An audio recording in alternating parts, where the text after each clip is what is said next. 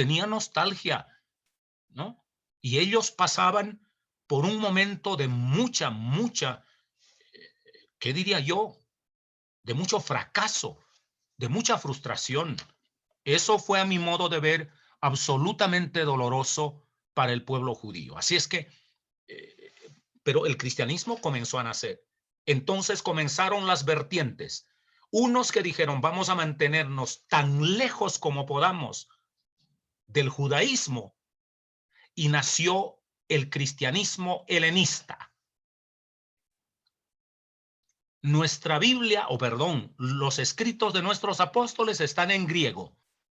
Nosotros vamos a leer griego, hablar griego, y vamos a mantenernos lo más lejos que podamos del judaísmo, vertiente helenista del cristianismo.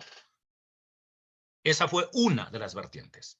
La otra vertiente del cristianismo en el periodo subapostólico fue: vamos a mantenernos tan cerca como podamos de la ley judía. Somos cristianos, pero mantengámonos lo más fiel que podamos a la ley judía. Entonces nacieron precisamente los judaizantes, o sea, la vertiente judía.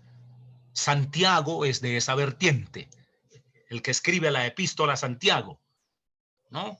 Entonces, oye, ¿fueron los dos únicos vertientes, los más apegados al judaísmo o los más apegados al helenismo? Cuanto más lejos del judaísmo, mejor. No, esas fueron dos de las vertientes.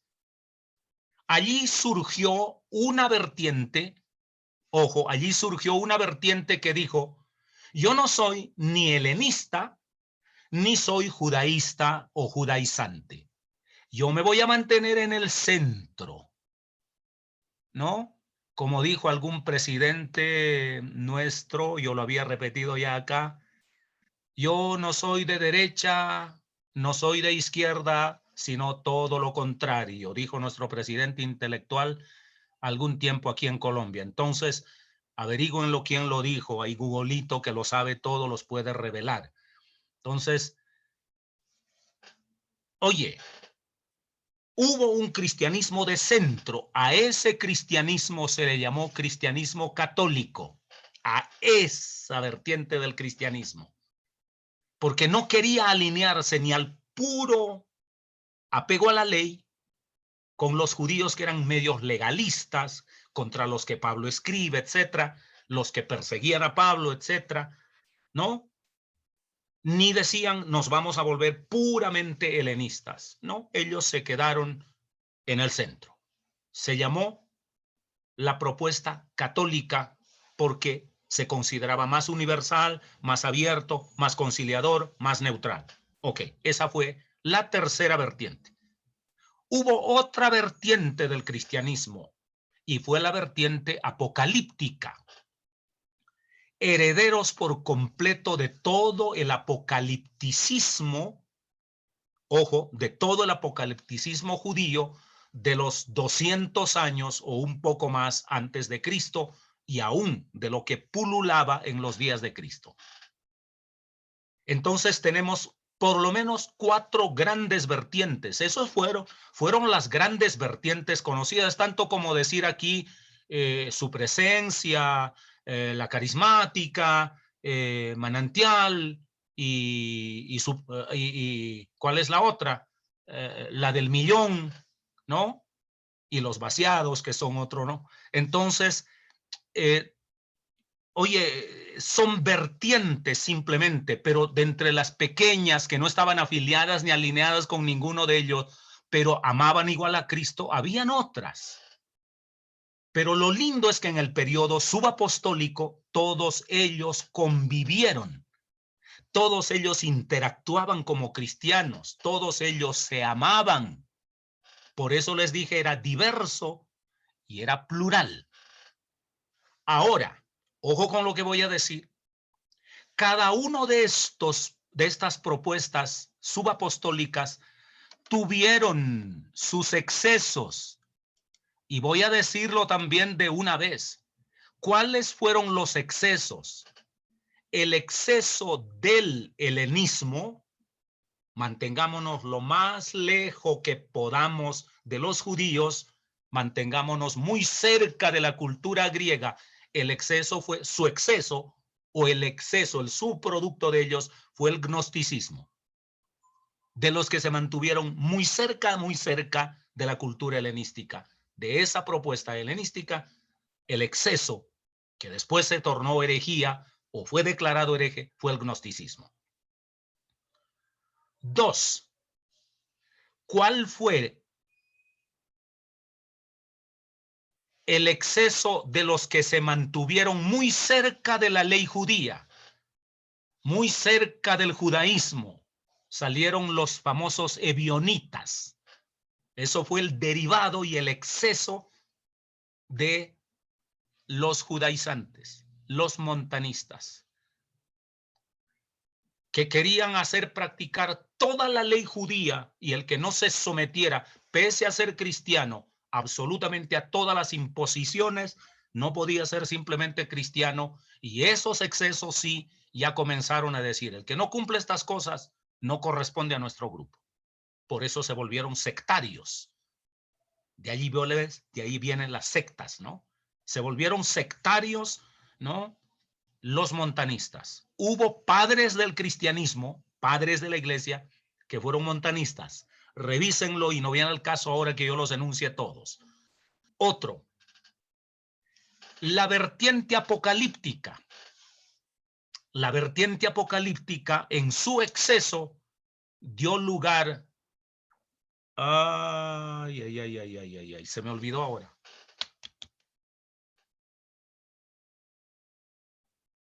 Confundí harina con mandarina.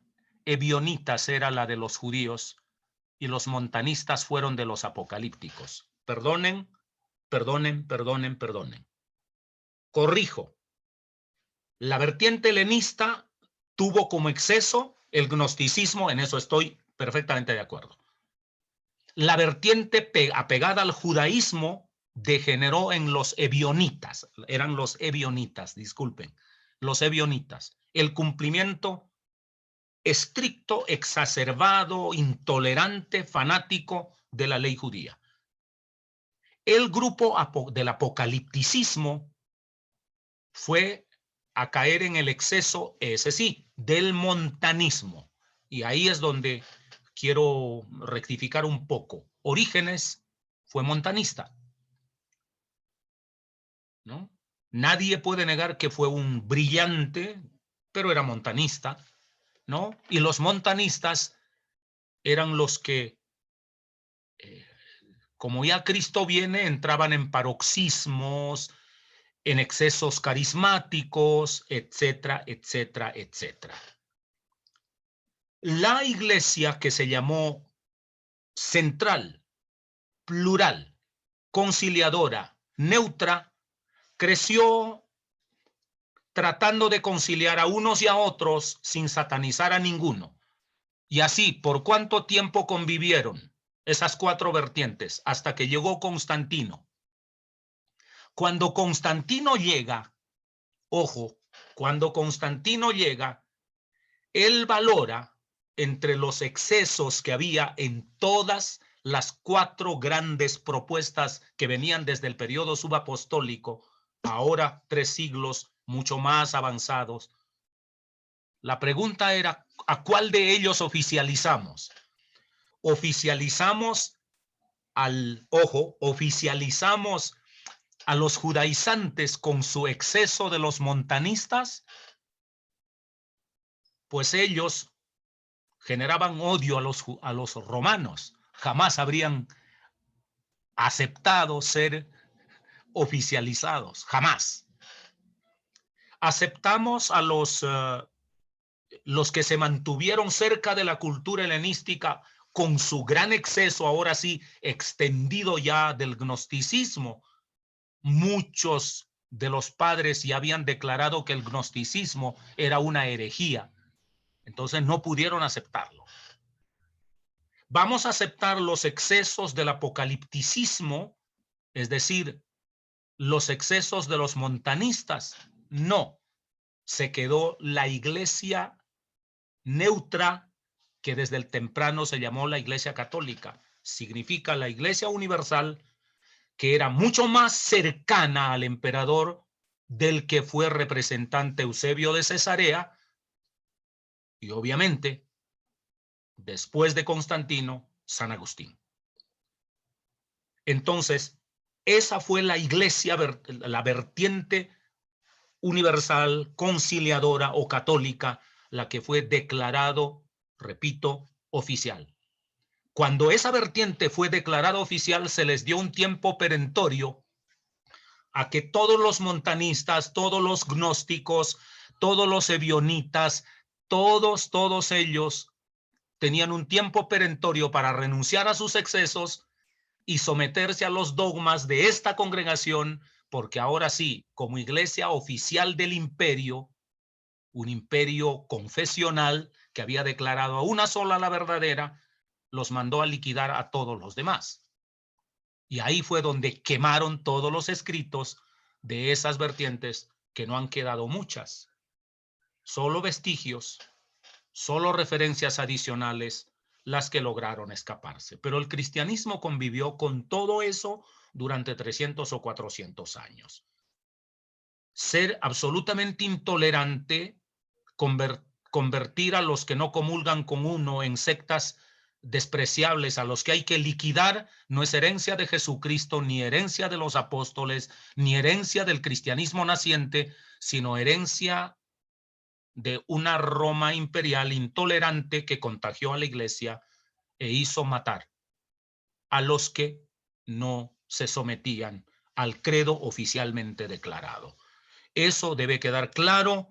Si no leemos estas cosas, simplemente vamos a seguir repitiendo y nuestras intolerancias pues se van a exudar, ¿no? Como un mal olor, para ir satanizando a diestra y siniestra y caer en la intolerancia. A eso me refería cuando decía que el cristianismo fue diverso y fue plural en sus orígenes. Diverso y plural. Y a los fundamentalistas, a nuestros hermanos protestantes fundamentalistas, que son más católicos que nuestros hermanos católicos, pues no lo toleran, no lo soportan eso, ¿no? Porque todo eso se vuelve como sospechoso, como peligroso, como diluir, digamos, se está diluyendo el cristianismo. De pronto este es un hereje, ¿no? Porque nos está trayendo algunas cosas peligrosas y qué sé yo, se vuelve así. Bueno, creo que el 99.9% de nuestra gente está durmiendo ya y yo paro la mano ahí. Me perdonan si me regué de a mucho. Ya llegó Elkin, pastor. Sí, pero tendrá que exponer de hoy en 8 días porque yo ya me voy a ir a ver el partido. O que se quede exponiendo solito. No, querido Elkin, bienvenido. Pero no te veo, seguramente por ahí pusiste tu nombre. Alcanzo a leer que dice Elkin, porque la mayoría se ausentó de las cámaras. Es que de allá para acá no hay mucho que ver, en eso los comprendo, pero agradecería que se torturaran un poco al encender sus cámaras. Muy bien. Jóvenes, jóvenes queridos, ¿alguna pregunta más? Ok. Los aleccioné bien con aquello del partido y a nadie quiere preguntar. Igual si preguntan no voy a contestar. No, a ver, vamos a ver. A ver, tenemos de pronto lugar para una pregunta más, si la hay. Si no hay, vamos a concluir. Querido Elkin, mientras alguno se anima a decir alguna pregunta que de pronto ni era pregunta, pero, querido Elkin, van a continuar en la exposición la próxima semana, querido Elkin. ¿Listo? Ok, listo, pastor, está bien. Listo, querido. Entonces, les dimos la base un poco de la lectura subapostólica y también explicamos un poco de por qué la literatura deuteropaulina no es producto de Pablo, sino de la escuela de Pablo, al margen de que hayan sido discípulos directos o indirectos del apóstol Pablo, quienes lo produjeron. Listo. Dicho eso, si hay una pregunta más, está bien, y si no, dejo en manos de Elkin para que nos despida. Ok, no, Paz, pues realmente, ya que hablaste precisamente de las razones por las cuales fueron los discípulos de Pablo los que escribieron estas cartas, precisamente mientras yo estaba preparando la exposición, encontré varios argumentos que decían que no había sido así, sino que realmente había sido Pablo. Entonces, como que no sabía a quién creerle.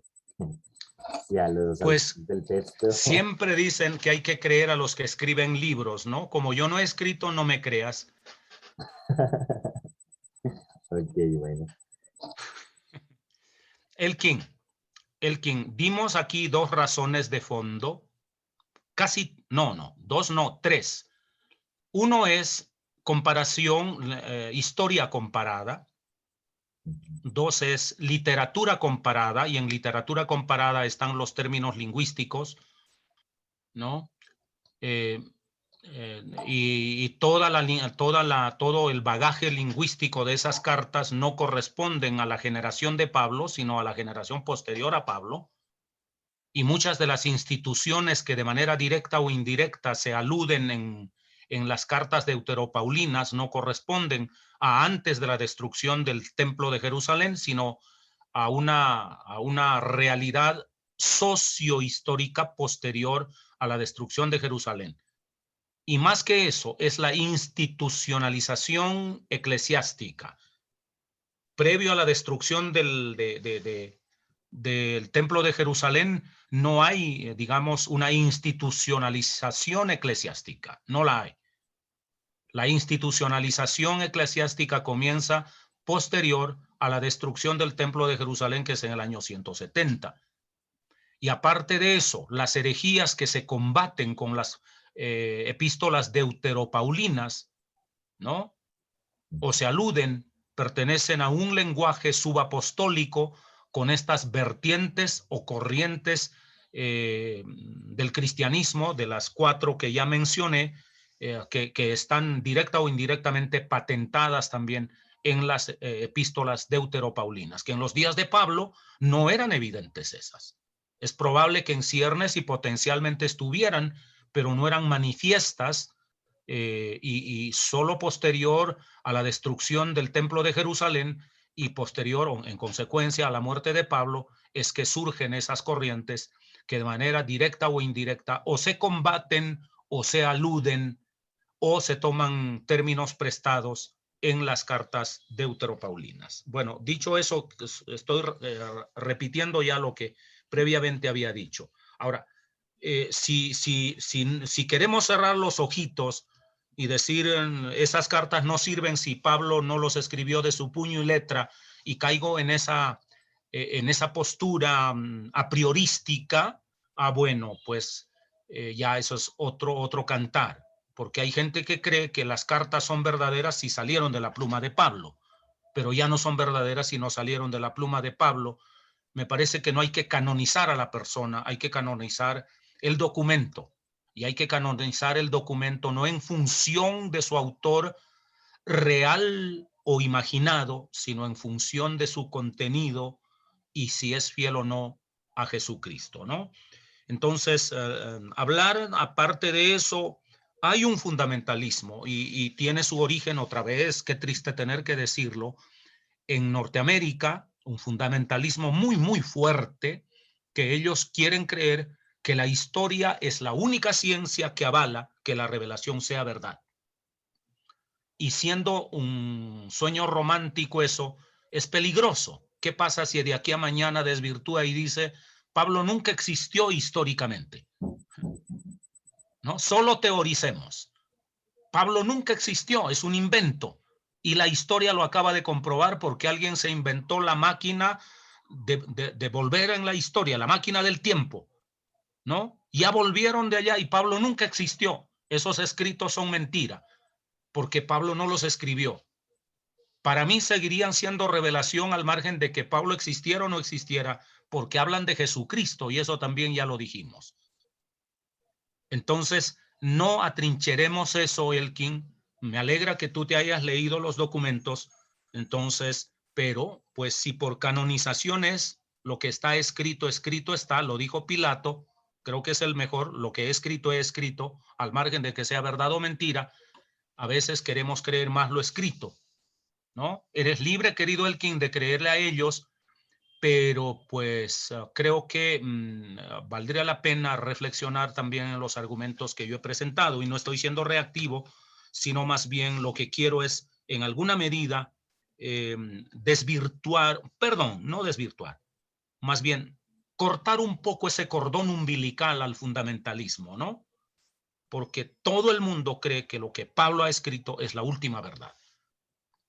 Eso, ¿cómo se llama el hereje que Marción es? El que dijo que el Dios del Antiguo Testamento es un Dios perverso, Sí. y el Dios de amor del Nuevo Testamento es el único Dios verdadero, Sí. ¿no? Ya eso se dijo en el periodo subapostólico. Marción comenzó muy temprano, y solo los escritos de Pablo son canónicos. Solo lo que ha brotado de la pluma directa de Pablo es canónico, y si no ha brotado de la pluma de Pablo no sirve. Puso en sospecha casi todo el canon del Nuevo Testamento, pero privilegió por encima de todo los escritos de Pablo. Hay que tener un poco de cuidado con eso, porque el cristianismo posterior, con razón además, pues desvirtuó las declaraciones de Marción, ¿no? Entonces hay que tener un poco de cuidado con eso. No podemos caer nuevamente 2000 años después pues en el marcionismo y creer que solo lo que salió de la pluma de Pablo, eso es verdadero, y lo que no ha salido de la pluma de Pablo es cuestionable. Así es que si yo quiero aceptar Efesios, Colosenses y las 3 cartas pastorales, tienen que haber salido de la pluma de Pablo, porque si no, ya no es...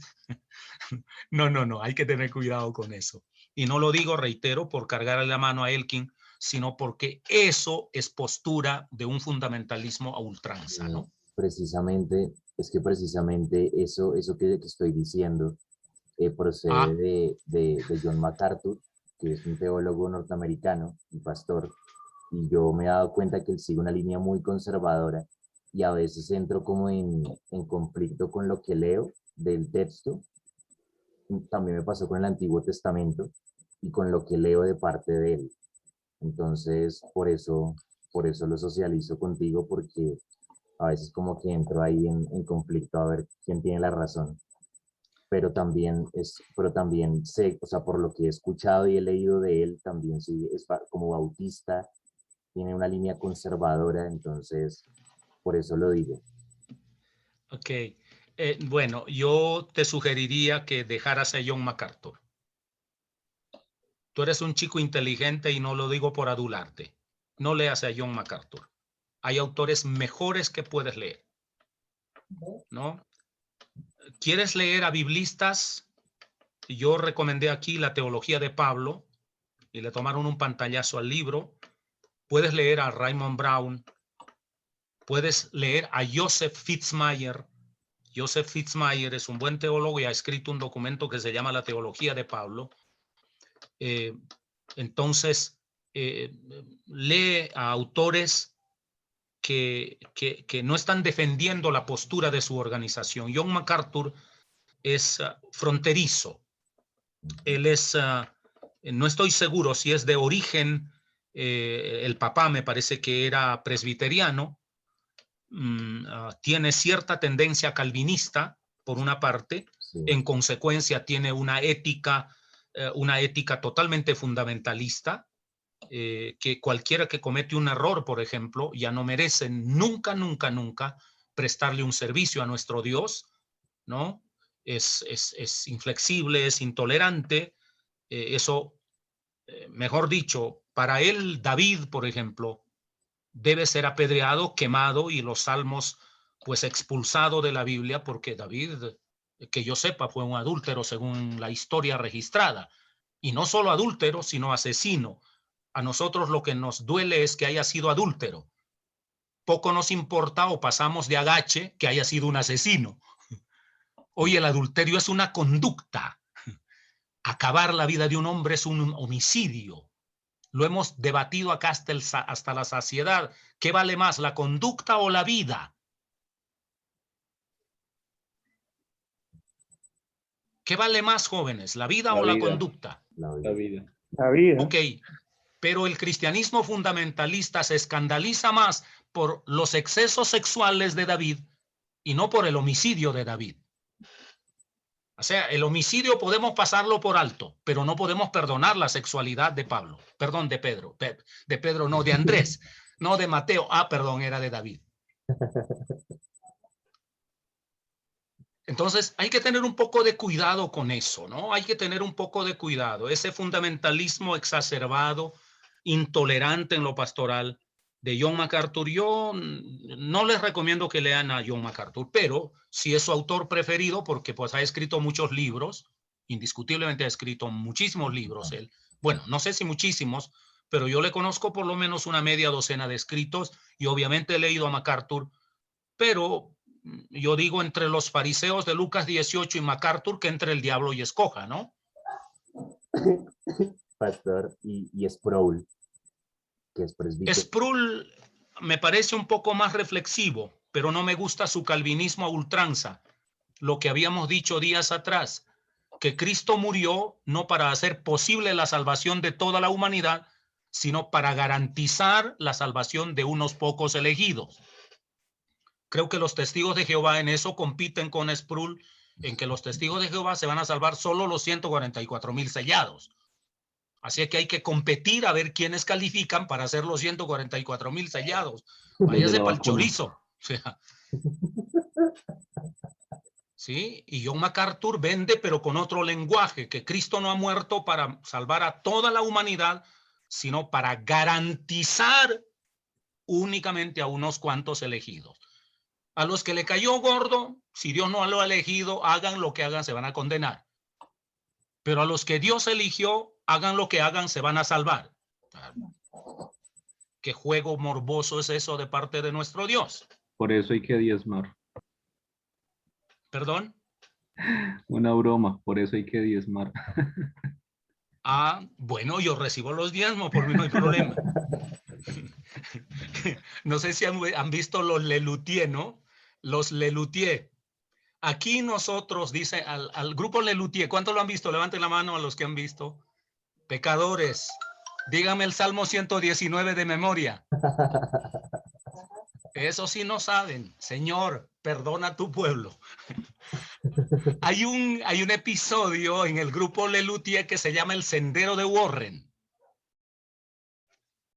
No sé si ustedes lo han visto, El Sendero de Warren. ¿Lo ha visto alguno? No. Búsquenlo Sí, para señor. que vean. El Muy Sendero de bueno. Warren se llama. Por aquello de Warren, de Rick Warren. Son unos genios esto. Sendero de Warren. Entonces, en el Sendero de Warren hay una partecita por allí en el Parlamento que uno de ellos, supuestamente el pastor dice, venga con nosotros usted se va a arrepentir. Usted va a encontrar salvación garantizada. Si se muere y no se salva, le devolvemos su dinero. Entonces, denme por favor todos los diezmos y si se muere y no se salva, pues yo le devuelvo su dinero. Volver a las indulgencias. ¿Sí? ¿Le parece bueno el negocio? Un Esta gente. devocional. Bueno, señores, yo les recomiendo, yo no les recomiendo que lean a Sproul. Si Dios y la Santísima Biblia lo permite, estudiaremos enseguida del Nuevo Testamento teología. Los que quieran acompañarme libremente, los que están aburridos, están en toda razón, es probable que yo quede solo, pero los que quieran acompañarme, yo voy a abordar teología.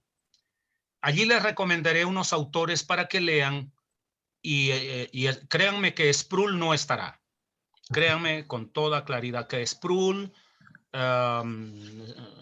C.I. Packard no estará, Nosotros. Schaffer no estará, Berkov no estará, Sousa. Stanley no estará, McDonald no estará, no me refiero a la comida rápida, no, sino al otro McDonald que ha escrito un tremendo comentario, y no, yo paso de ellos, no.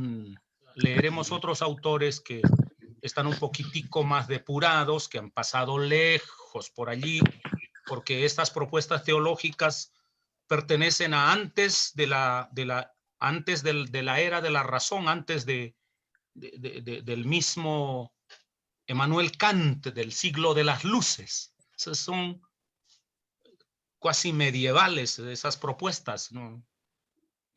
Hay autores mucho más elaborados, mucho más en contexto, que entienden toda la gracia de Dios, todo el amor de Dios, todo el sacrificio de Jesucristo. Pastor, pero ya necesitamos un libro suyo también. No, porque el día que yo escribo un libro terminan creyéndome. Lo canonizamos. Entonces, Esperancita, valoro tu ternura, aplaudo tu dulzura. Ora por mí y oren por mí a ver si Dios me da alguna virtud para escribir, a ver si tengo algo que decir. Claro que lo tiene, Pastor. Aquí me tiene grabando todos sus mensajes, entonces yo le digo a Benji que me siento como quien guardó los escritos de Spurgeon o algo así. Ok, gracias, Esperancita. Entonces, sí, es probable que Dios nos esté empujando hacia allá, y algunos amigos se me han acercado también para sugerirlo una y otra vez, y lo cual valoro con todo mi corazón. Pero reitero, eso hablaremos de teología, hablaremos el día que lleguemos allá. Pero querido Elkin, de verdad, tú eres un chico muy inteligente, Elkin. Deja de leer a ellos, ¿no? En serio, ocupa tu tiempo leyendo a otros, ¿no? A ver, te voy a recomendar un autor para que busques. Padre Santo. Busca Olegario González de Cardenal, teólogo de la Universidad de Salamanca. Por ahora. Lo que encuentres de él, léelo. Hay un documento que él ha escrito, Dios. Hay otros documentos que son ya tratados, documentos pues muy amplios, más para especialistas, pero puedes comenzar con Dios de Olegario González de Cardenal. Dedícate a leer a él, a Torres Queiruga, por ejemplo. Él es otro teólogo muy bueno, Torres Queiruga. Lee un poco a ese hombre. Torres Queiruga y Olegario González de Cardenal. Bien, por ahora suficiente. Y los que quieran también pueden acceder. Obviamente esto es libre para que todo el mundo lea, ¿no? Listo, señores. Muy bien, hola Andreita. Esa fucsia es por la selección de esta noche o por las elecciones del domingo. Pastor Castro. No, bueno, en realidad, cuéntame. El Perú en el pecho es siempre, pero obviamente hoy es por el partido. Bueno, vamos a ganar, nosotros vamos a ganar, querida. Asumo que el nosotros es por Perú, ¿no es cierto? Nosotros vamos a ganar. No sé, eso nosotros no me convence, pastor, es muy ambiguo. Un término ambiguo perfecto, como anillo al dedo. Yo no le creo mucho a nosotros, pastor. Me alegra saludarte, Andreita. ¿Alguien habló por allí? ¿Quién era, por favor? Sí, pastor, que de pronto puede ser que sí, para complementar un poco o una lectura un poco más digerible para nosotros. Puede ser así comenzó el cristianismo de Aguirre o cristianismos derrotados, que relata un poco más claro en cuanto a estas cosas que nosotros asumimos que el texto bajó del cielo. Ok, dales el autor, querido, o ponlo en el grupo, el autor de esos documentos, querido José, y está bien. O sea, toda la literatura que sea ilustrativa, que sea, reitero, depurada por la crítica, no solo, porque es allí el problema. A veces yo escribo un libro como que si hubiese recibido revelación en el cielo, y no la he depurado en un mundo crítico, con autoridades, con especialistas, tanto de los que me aman como de los que me odian, ¿no? Que ha sido cuestionado, depurado, debatido, puesto a prueba, ha pasado la prueba de fuego, la prueba editorial, la prueba literaria, la prueba teológica, la prueba epistemológica. Pues oye, escribir un libro, escribe cualquiera, ¿no? Escribe cualquiera un libro.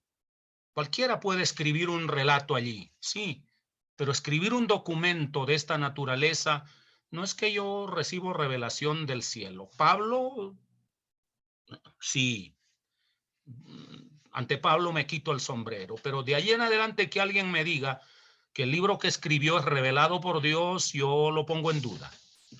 Lo pongo en duda. He leído toda esa vertiente de lectura fundamentalista del occidente.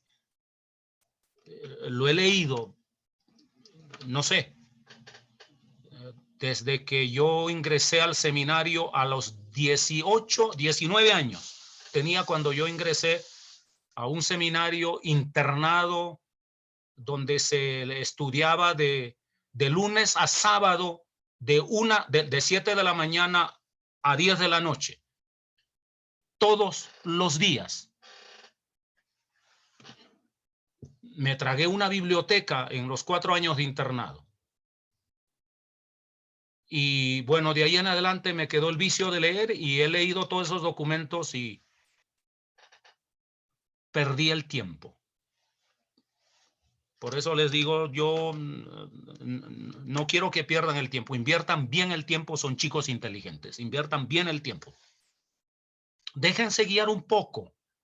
Sé que mi cara no da confianza, pero no les estoy metiendo el dedo en la boca. ¿Sí? Nací con esta cara, ¿qué le vamos a hacer? Pídanle un milagro al Señor. Así es que, listo, jovencitos queridos. Los amo muchísimo. Los amo muchísimo. Ya unos bostezando, pero igual los amo, no hay problema. Vamos a orar. Quiero que me acompañen el domingo. Tenemos una elección en el Perú. Los peruanos estamos obligados a votar. No es tan optativo como en Chile. En Chile es optativo, ¿cierto, Christopher? Sí, lo cambiaron hace algunos años. La inscripción es automática, pero el voto es voluntario. Ah, ok. No, en el Perú sí es voto obligatorio, ¿no? Voto obligatorio. El Perú cree que todavía tiene indios, ¿no? Entonces hay que hacerlo funcionar con el látigo. Y pues cuando me miran a mí no se equivocan, ¿no? Entonces, en México también es libre, Esperancita. Fíjese que me entró la duda. Yo decía que también era obligatorio, pero no sé, pastor. Y también Okay. estamos para el domingo, estamos para elecciones de diputados, senadores, congresistas. Ya. No, es que uno casándose con un guatemalteco, uno sí la embarra. Uno. Ay, pastor, le voy a decir, ¿eh? Muy bien, salúdame, amigo. Muy bien. Listo. Quiero que me ayuden a orar por las elecciones en el Perú. Pues está polarizado el Perú indiscutiblemente y como dijo Vargas Llosa, entre dos males hay que escoger el mal menor, dijo Vargas Llosa.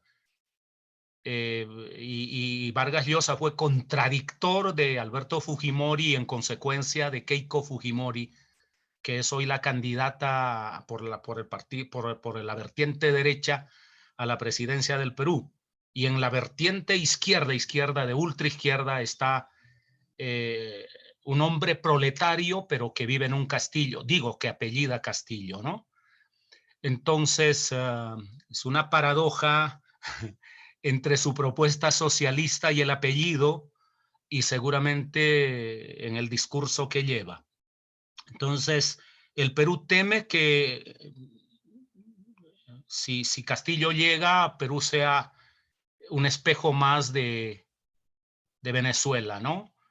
Y no sería nada raro porque casi una media docena de presidentes han sido endilgados de despilfarro, de saqueo del fisco, de mala administración, amén de que uno, el que se creía el menos malo, se suicidó precisamente porque tenía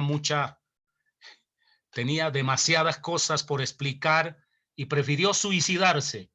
Y creo que Galeano ahí acertó, ¿no? Los malos funcionarios no pagan el daño que han hecho ni siquiera suicidándose, dijo él, pero Galeano añadió y dijo, pero si se suicidan no pagan, dijo, pero si se suicidan, algo es algo, dijo él, algo es algo.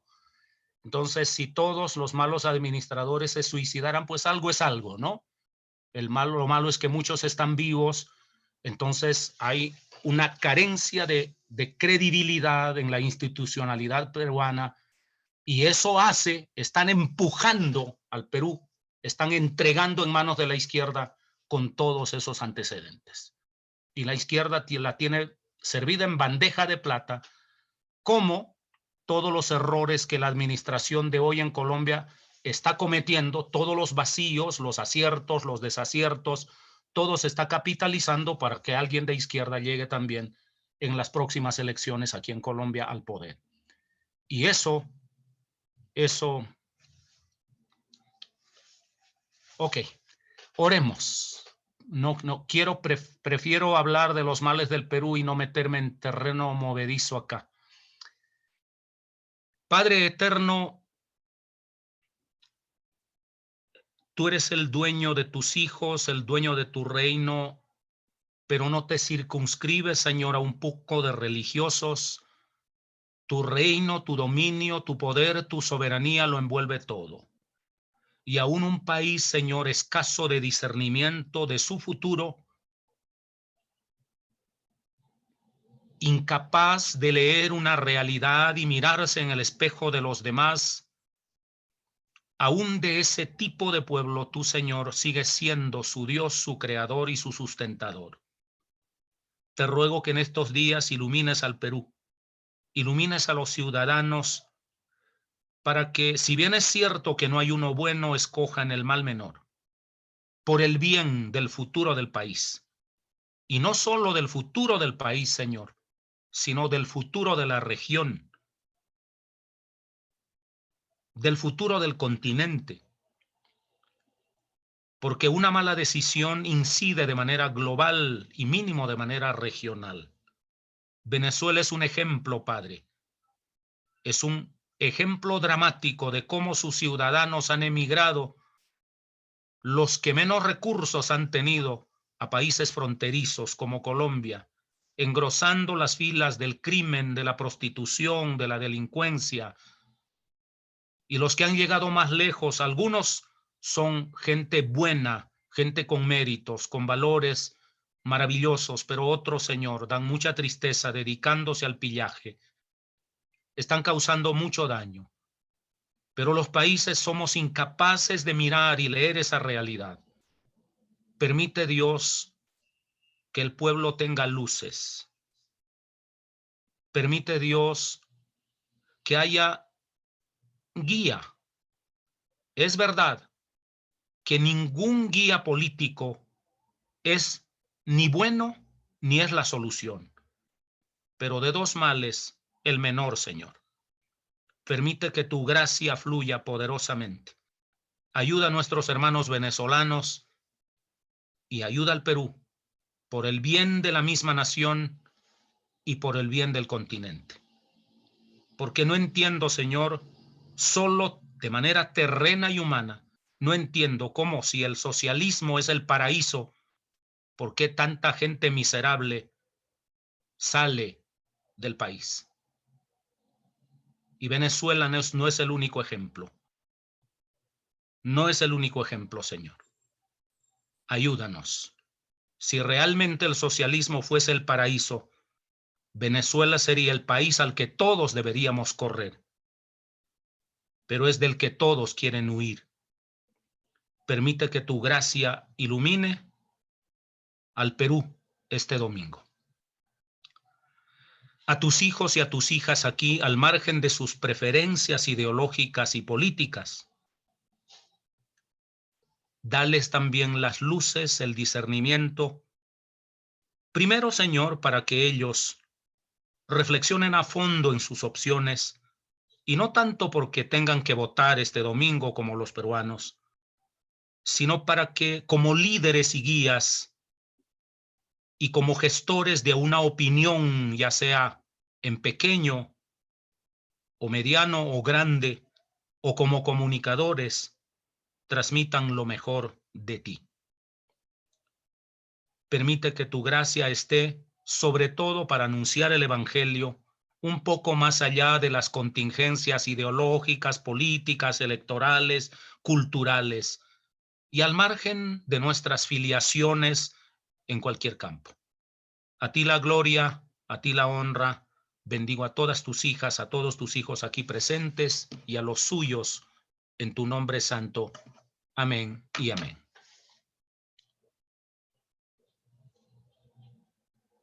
Amén. Jóvenes queridos, Dios los bendiga, los amo muchísimo. Espero que gracias. ustedes, que algo de amor les quede todavía por mí. Buenas noches, Dios para bendiga, todos. pastor. Buenas noches, Dios bendiga, compañeros. compañeros. Buenas noches. Buenas noches a todos. Dios le bendiga, pastor, y vaya a ver el partido. Dios les bendiga. Oye, sí, ya perdí. Ya empezó. Sí, 20 es que es minutos. eso es pecado. Chao, chao, chao, chao. Jovencita